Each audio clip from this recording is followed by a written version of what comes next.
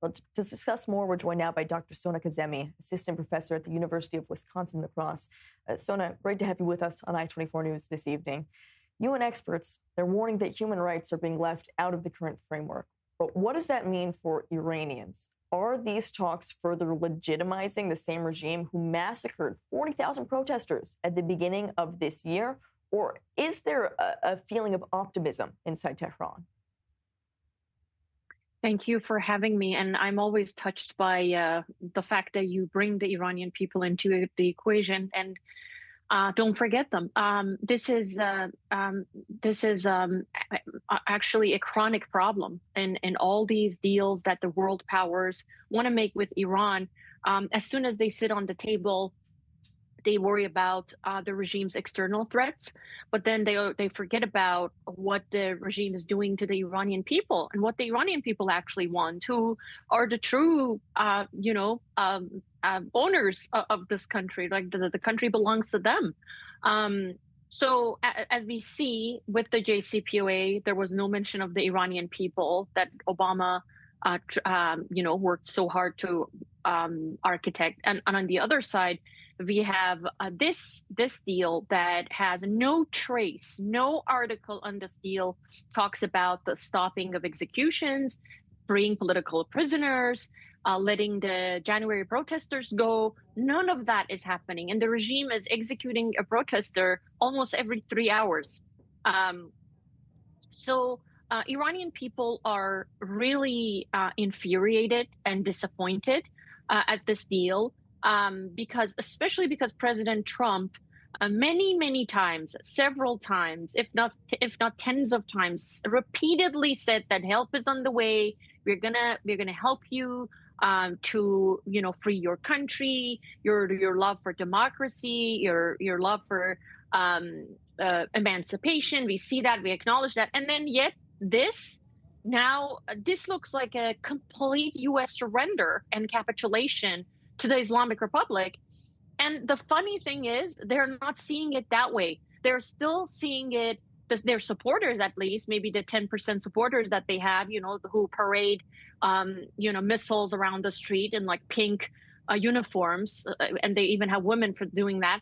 They're not happy. They think that Ghalibaf is a traitor for even sitting on the same table as the murderers of the supreme leaders sit, and they're not happy. So the internal contradictions are profound here. On the one hand, we have people who are fed up and don't see any legitimacy in this government, and we have a government that wants to survive and it needs to make a deal, and then its own internal contradictions is strangulating it, saying you can't make a deal with the murder of the supreme leader. Dissatisfaction on both sides, it seems. Is this pointing to any signs of cracks in the regime, specifically when you look at the hardliners that are against this deal in the first place? How could that impact the IRGC and how the regime is functioning, if at all? Yeah, well, when Khamenei, the father, the senior, was alive, he was able to herd them like sheep, right? He was the umbrella under whose authority everybody kind of worked together. Even different factions of the regime that didn't agree with each other, they still had to survive under his leadership. But now that he's gone, I know that Trump is probably looking for an onion model, trying to get rid of different layers, seeing that there's a Gorbachev or delcy Rodríguez somewhere sitting in between that would help him. But we don't know if that's going to happen, and it hasn't happened because Ghalibaf, who is now has emerged as this Gorbachev, Ghalibaf is not a Gorbachev. Ghalibaf is the commander of the security forces in 1999, a student movement who suppressed the movement, who crushed the movement since 1999. He was a child soldier in the Iran-Iraq War.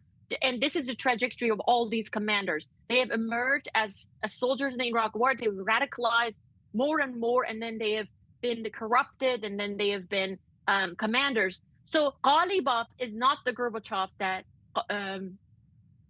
Trump is looking for. However, now he needs to survive, and he's ambitious, right? So there are different factions of the regime that are more pragmatic, if you will, that want to survive. But then the thing is, the IRGC is not necessarily pragmatic. I think IRGC is still ideological. The regime is still ideological, and there are internal contradictions. I'm not denying them, but so far they are working. They have been able to emerge as a cohesive structure to work with so far. But I'm not sure if that can last very long. Dr. Sona Kazemi, very interesting to hear your perspective on what we are seeing inside Iran. Thank you so much for being with us on I-24 News. Thank you.